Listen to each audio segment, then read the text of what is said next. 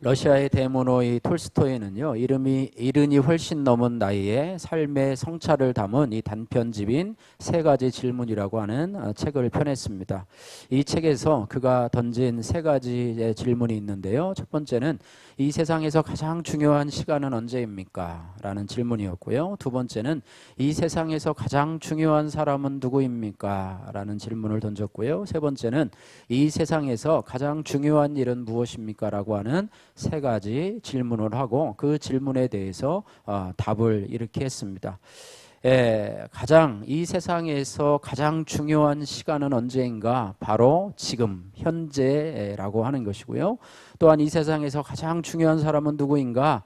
지금 현재 내가 대하고 있는 사람, 그 사람이 가장 소중하고 중요한 사람이라고 하고 있고요.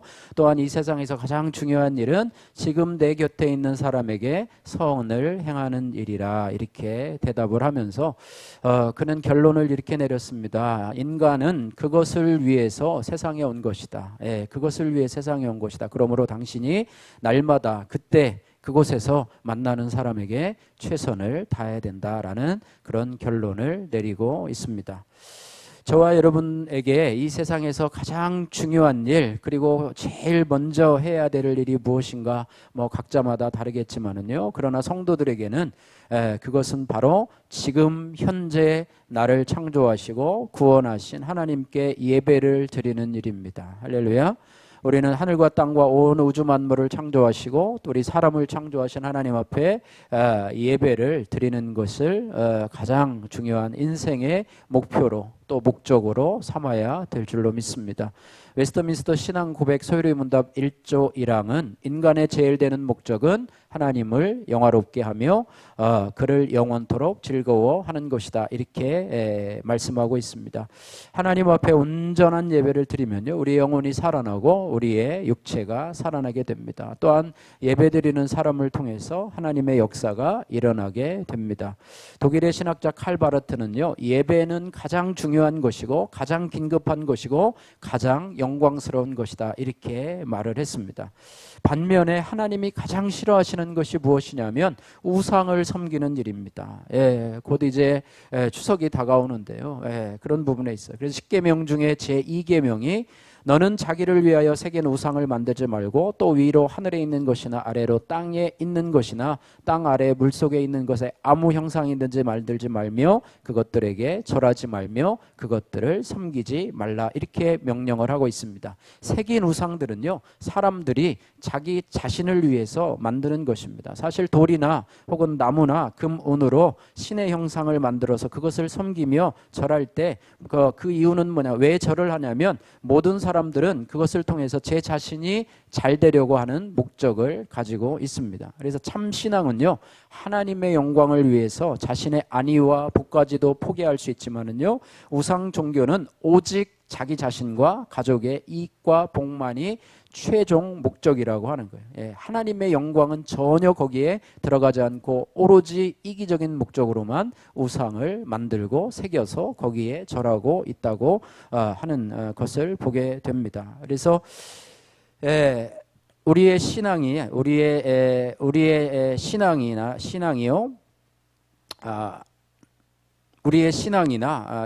자신이나 가족이 먼저가 아니라 하나님의 영광이 먼저 되어야지만이 참 신앙인 줄로 믿습니다. 그럴 때 내 자신도 가족도 결국에는 잘 되게 되는 것입니다. 요한복음 4장 23절 말씀에 하나님은 영이시니 예배하는 자가 영과 진리로 예배할지니라 하셨습니다. 우리가 예배드리는 하나님은요, 절대 눈에 보이거나 만져볼 수 있는 육적인 존재나 물질적인 존재가 아니라 영적인 존재이십니다. 그러므로 하나님을 어떤 형상으로 만들어 섬기는 시기에 신앙은 잘못된 것이라고 하는 것이죠. 10월 마지막 주일이 종교개혁주일인데요. 매년 종교개혁의 모토가 뭐냐면 오직 말씀으로, 솔라 스크립투라라고 하는 라틴어에서 나온 것인데요. 하나님을 그 어떤 형상으로도 만들지 말고 섬기지도 말고 오직 하나님의 말씀만으로를 강조한 것이 바로 종교 개혁자들의 모토가 되었다고 하는 것입니다. 그래서 종교 개혁자들은요, 하나님의 말씀인 성경만이 영이신 하나님을 만나고 그 뜻을 발견할 수 있는 유일한 방법으로 선포를 하고 있습니다. 그래서 오늘 본문 말씀을 통해서 오늘 베델 곧 예배의 자리로 가라라고 하는 제목으로 오늘 말씀을 상고하면서 은혜를 나누고자 하는데요. 오늘 본문 1절에 하나님은 야곱에게 말씀하십니다. 오늘 1절 말씀해 보니까 일어나 베델로 올라가라. 한번 따라해 볼까요? 일어나 베델로 올라가라. 예, 하시면서 말씀을 하십니다. 말씀하시는 하나님. 올라가서 뭐라고 하느냐? 하나님께 제단을 쌓으라. 예배의 자리로 나가라는 것이죠. 예, 한마디로 우상의 자리를 떠나서 이제 베델 곧 예배의 자리로 가라는 그런 말씀입니다. 예, 성경에 기록된 하나님은요, 한마디로 말씀해서 말씀하시는 하나님이세요. 할렐루야. 말씀하시는 하나님. 그래서 말씀으로 우주 만물을 창조하셨고 또 말씀을 통해서 당신을 계시할 뿐만 아니라 말씀을 통해서 성도들의 삶과 인생의 발걸음을 인도하시는 하나님이십니다. 물론 사람도 말하는 존재지요. 예, 말을 통해서 자신의 생각을, 뜻을 드러내고 의사소통이 이루어지게 되는 것인데요. 이처럼 말은 사람과 하나님의 공통점이기는 하지만은요, 하나님과 사람의 말 사이에 중요한 차이점이 하나가 있습니다. 히브리어에서 이 성경에 기록할 때요, 사람의 말은 아마르라고 표현을 하고 있고요. 하나님의 말씀은 다바르라는 표현을 쓰고 있습니다. 사람의 말인 이 아마르는요, 대부분 말로 끝나고 말이 행동과 삶으로 열매 맺기 어려운 경우가 많이 있습니다. 그러나 하나님의 말인 이 다바르는요, 말씀하시는 것이 곧 이라는 것입니다. 하나님께서 한번 말씀하시면 반드시 그 내용이 성취되게 된다라고 하는 것입니다. 예, 지금 막 대형 태풍이 막 좀 올라오고 있는데요. 비나 눈이 하늘에서 내려서 빈손으로 다시 하늘로 되돌아가는 것이 아니라 토지를 적셔서 식물에 싹이 나게 하고 농작물에 열매가 맺게 하여서 파종하는 자에게 종자를 주며 먹는 자에게 양식을 준 것 같이 하나님의 입에서 나가는 말인 다바르도 결코 헛되이 돌아오지 않고 하나님의 뜻을 이루고 명하여 보낸 일에 형통하게 되는 말씀입니다. 사람의 말은 공허하지만은요, 하나님의 말씀은 뜻을 이루는 능력이 있습니다. 할렐루야. 한번 선포된 말씀은요, 반드시 성취되고, 그러므로 하나님의 말씀인 다바르를 기록한 성경 말씀은 반드시 사람이 지켜 행해야 할 의무이기도 합니다. 또한 그것을 지켜 행하는 자에게는 반드시 하나님이 약속하신 말씀의 축복이 임하게 될 줄로 믿습니다. 야곱에게요, 베델로 올라가라, 베델로 올라가서 제단 즉 예배를 드리라는 하나님의 말씀도요, 야곱이 그 말씀을 지키고 순종하면 아주 유익하고 복받는 하나님의 말씀입니다.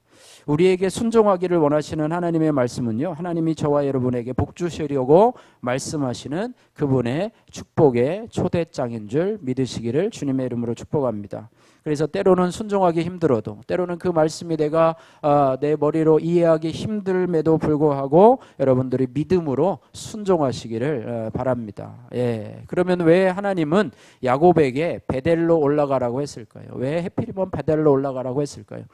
야곱에게 베델은 어떤 장소이길래 하나님은 거기를 지정하셔서 올라가라고 하셨을까요? 예, 야곱에게요, 이 베델이라고 하는 장소는요, 가장 중요한 인생의 장소입니다. 요즘 젊은이들, MZ세대라고 얘기를 하죠. 젊은이들은요, 이 인생이라고 하는 말을 많이 붙여서요, 잘 찍은 사진을 인생 사진이다, 인생샷이다, 이렇게 하고 하기도 하고요. 정말 맛있는 맛집을 인생 맛집이다 해가지고 앞에다 인생이란 말을 많이 붙이고 이렇게 사용하는데요. 야곱에게 베델이라고 하는 것은요, 인생 장소예요. 인생 장소. 평생에 어느 장소를 하나 찍으라고 하면 그 장소를 찍는데 이 야곱은 베델이라고 하는 장소를 찍었다고 하는 것이죠. 예, 왜냐하면 이 하나님을 만나고 하나님의 약속을 받은 그런 장소였기 때문입니다. 여러분에게 인생 장소는 어디신가요? 지금 살아오시면서 여러분 인생 장소는 어디신가요? 예, 저에게 인생 장소는요, 아마 청년 때 한 5년 정도 사역했던 이 대전 온천교회가 아닌가 이런 생각을 합니다. 그곳에서 하나님을 만나고요, 인생의 길인 목회자의 길을 가기로 결정을 했고, 또 제가 평생 붙들고 살아가는 시편 37편 5절 6절 말씀, 인생 말씀도 받았고 또 지금의 배우자도 만났기 때문이죠. 몇 년 전에 휴가를 여름 휴가를 가면서 그곳을 좀 다녀왔어요. 그곳이 이제 원래 교회가 있다가 다른 곳으로 이렇게 이전에 가서 이제는 대전온천교회라는 이름도 없어졌고 가보니까 이제 교회 건물도 없고 뭐 빌랑가 덜어섰고 그 앞에 있더니 공원만 있더라고요. 그래서 옛날 추억을 좀 한번 생각해 봤는데요. 지금 없어졌지만 늘 그리운 장소이고 생각나는 장소입니다. 마찬가지로 이 베델은요, 야곱이 고향을 떠나서 가장 괴로울 때 가장 뜨겁게 하나님을 만났던, 하나님의 손길을 체험했던 장소였고요, 가장 순수한 심정으로 가장 진실하게 신앙을 고백했던 서원의 장소가 바로 베델이었다는 거예요. 그래서 하나님은 야곱에게 이제는 그곳으로 올라가라라고 명령을 하고 있는데요. 이제는 때가 좀 되지 않았느냐? 네가 그때 약속한, 나에게 서원한 그 약속을 이행할 때가 되지 않았느냐라고 암시하듯 말씀하시면서 그곳으로 올라가라 이렇게 말씀하고 있습니다.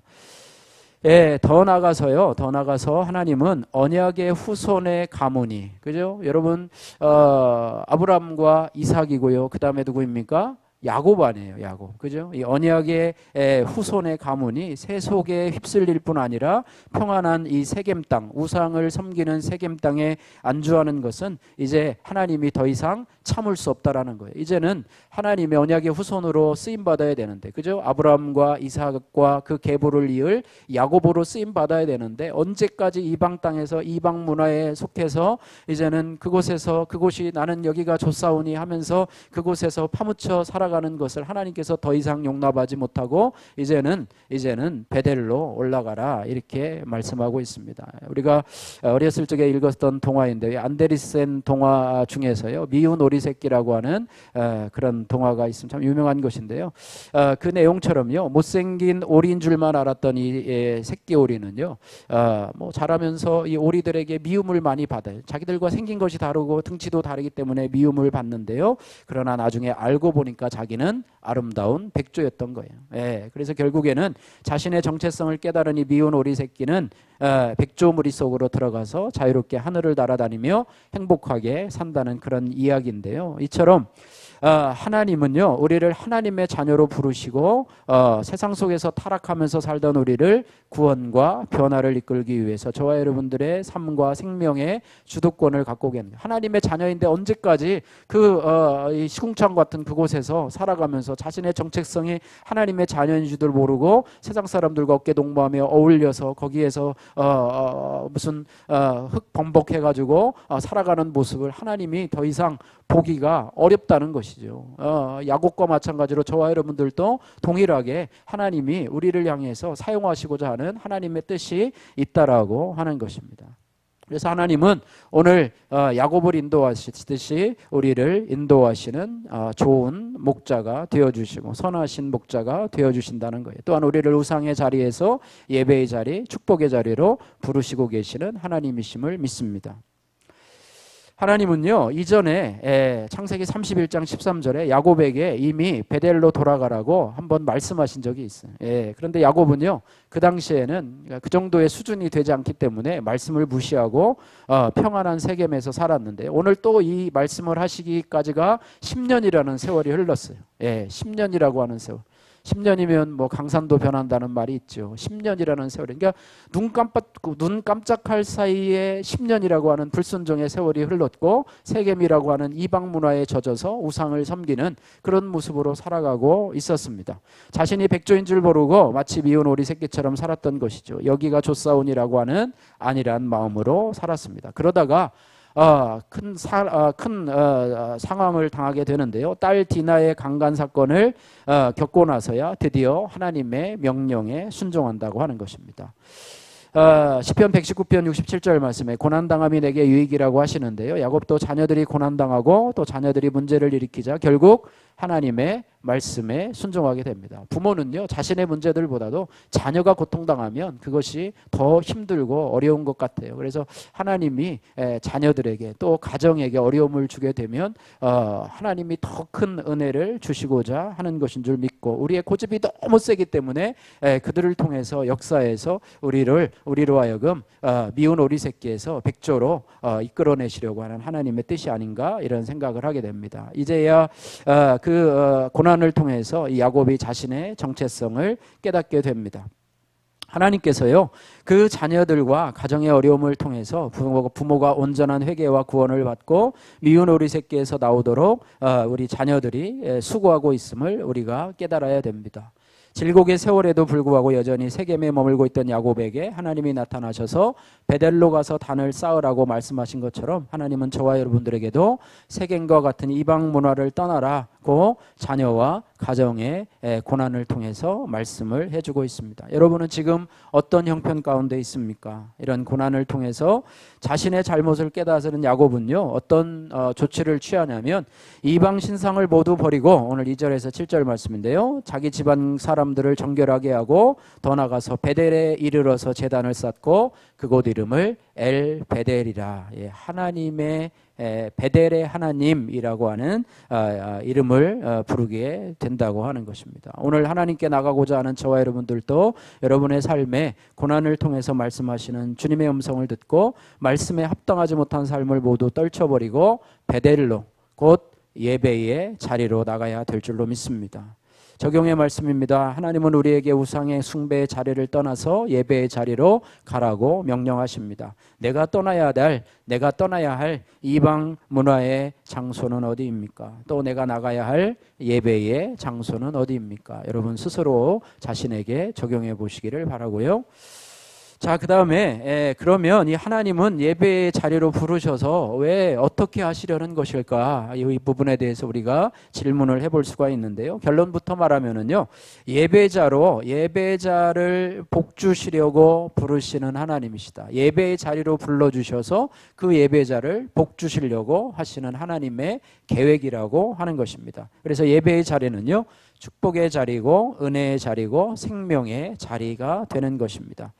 하나님은요, 스스로를 이렇게 소개하시는 그런 본문들이 참 많이 있는데요. 나는 아브라함의 하나님이요, 이삭의 하나님이요, 야곱의 하나님이라, 이렇게 여러 곳에서 자신을 즐겨 소개하시는데요. 여기에 언급된 이스라엘의 3대 족장인 이 아브라함과 또 이삭과 야곱의 공통점은요, 예배자였다는 거예요.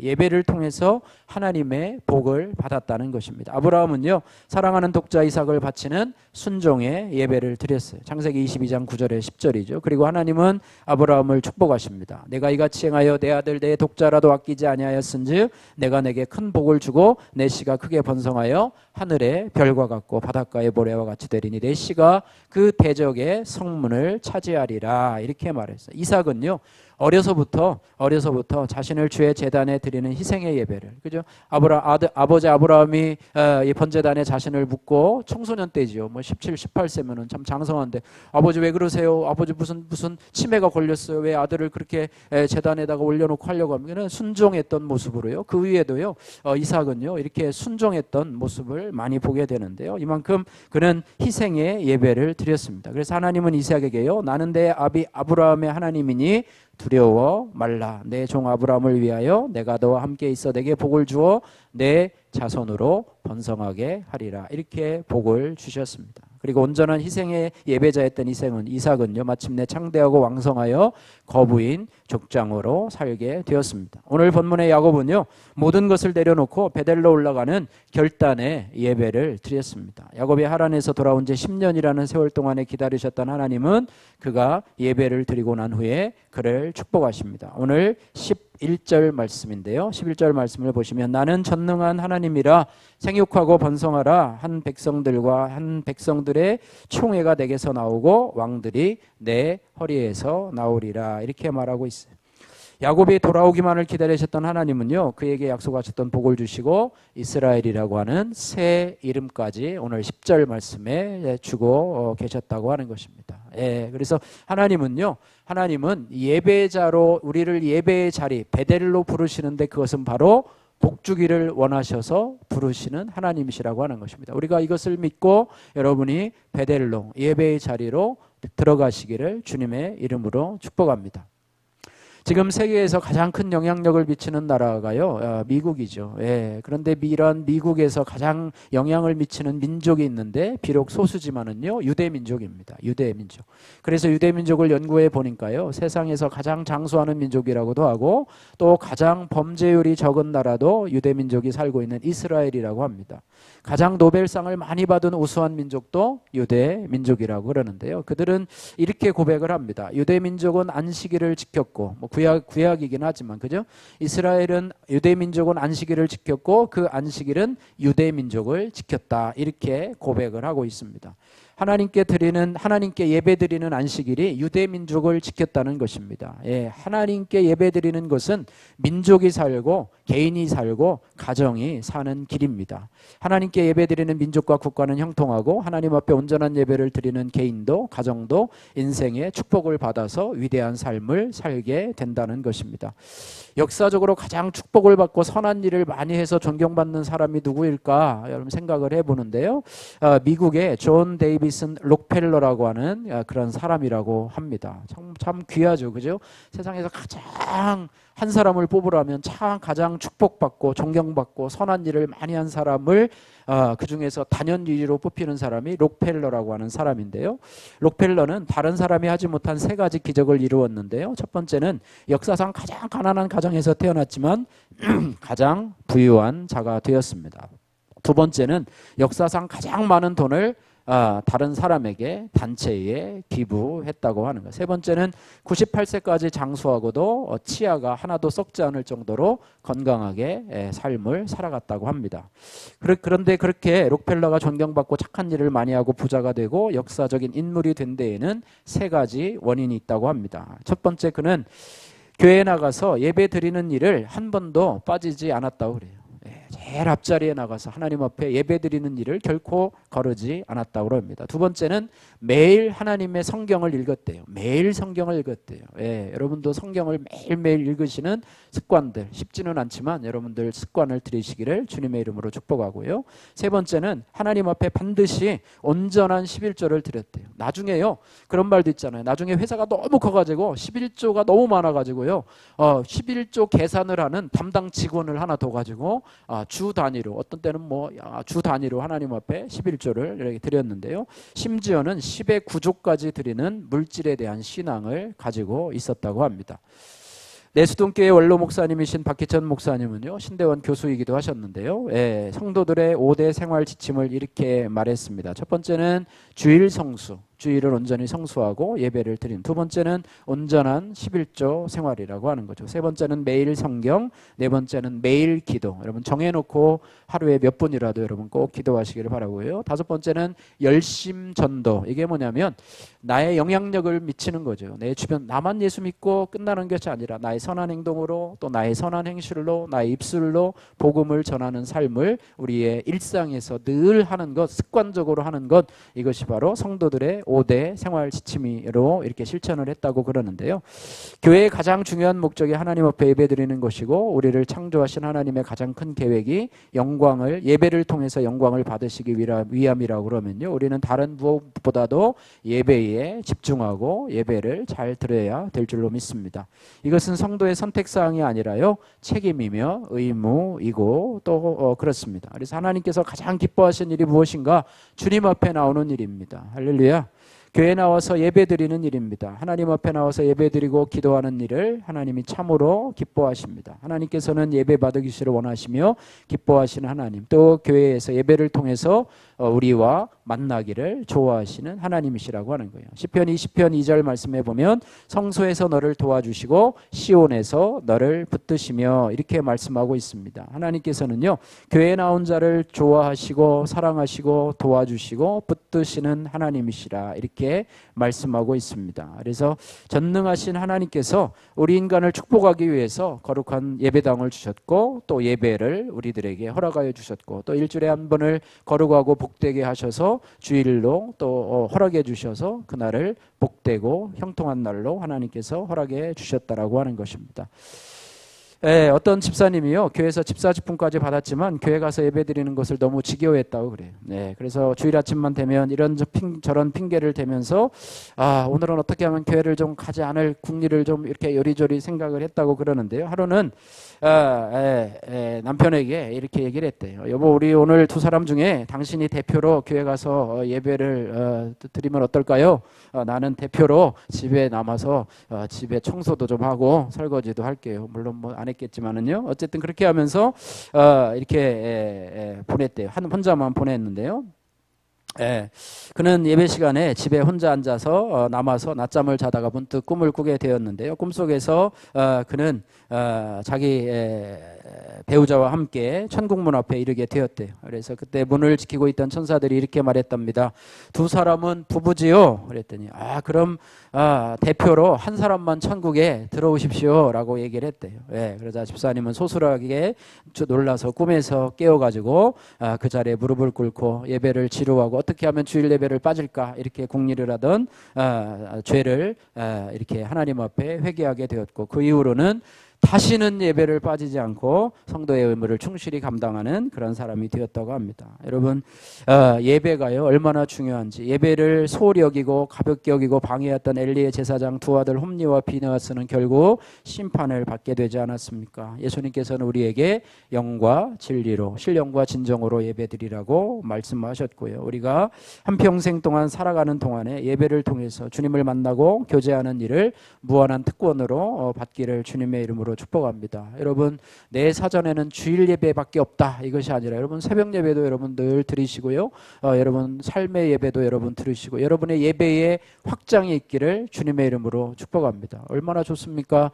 주일 예배, 새벽 예배, 또 저희 같은 작은 교회 하나님께서 유튜브를 허락해 주셔서 또 그 예배, 또 그 시간에 여러분 일어나기 힘들면 나중에라도 여러분 한 5분 정도, 제가 설교를 잘라서 이렇게 해보니까요 한 17분, 성경 구절까지 읽으면 한 20분이 채 못 되더라고요. 그래서 그렇게 하면서 하루를 여러분요 예배 공간에서 여러분 예배를 드리면서 예배의 습관화가 되고 또 기도의 습관화가 되고 한다면 하나님께서 여러분에게 복 주시지 않겠습니까? 그래서 여러분 예배에 은혜가 있기를 주님의 이름으로 축복합니다. 베델 곧 예배의 자리로 가라, 야곱에게 뿐만 아니라 저와 여러분에게 주신 하나님의 음성인 줄 믿습니다. 바라기는 야곱처럼 순종하셔서 하나님의 복을 받아 누리시는 성도님들 되시기를 주님의 이름으로 축복합니다.